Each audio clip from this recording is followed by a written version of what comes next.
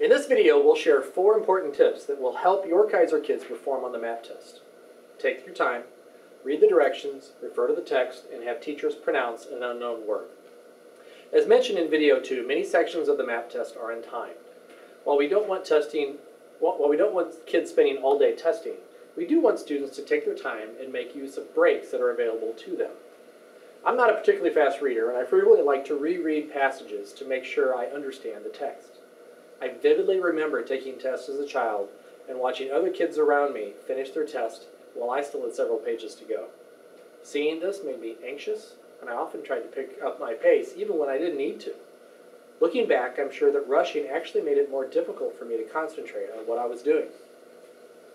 Many of our teachers try to think about pacing and estimate how long students may take to complete each test. Our rooms will be physically rearranged for testing anyway, and we've learned it's beneficial to seat students around those who might finish in approximately the same amount of time. Pacing has nothing to do with how many questions kids will answer correctly, of course, nor do our room arrangements. But if we can remove some of this unnecessary anxiety and encourage kids to take their time, then all students are better off for it. It's also very important for students to read all directions and be sure they are answering what the question asks. This should go without saying, but every year we see kids miss items they should get correct, only because they jumped right in answering and didn't pay enough attention to those directions.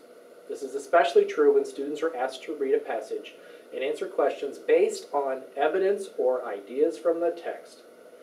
Keysor kids who may already know a lot about a topic can actually be at a disadvantage if they answer questions or provide evidence from their own experiences rather than from the text itself.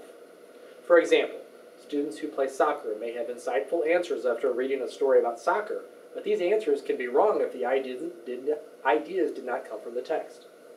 We practice this all year long, but it's probably worth mentioning to your child as well. Our last tip is an important one, but one that our students sometimes don't take advantage of. Teachers who are monitoring testing are allowed to pronounce one word in each sentence for a student if the student asks for this assistance. We cannot define the word, and we cannot provide any additional information that might help students with their answers, but sometimes just hearing the word can be helpful for kids. Students should not hesitate to ask teachers to pronounce a word that is unknown or unfamiliar. Our clue word for this video is yourself. Watch the last 2 clips for your last 2 words. Thank you.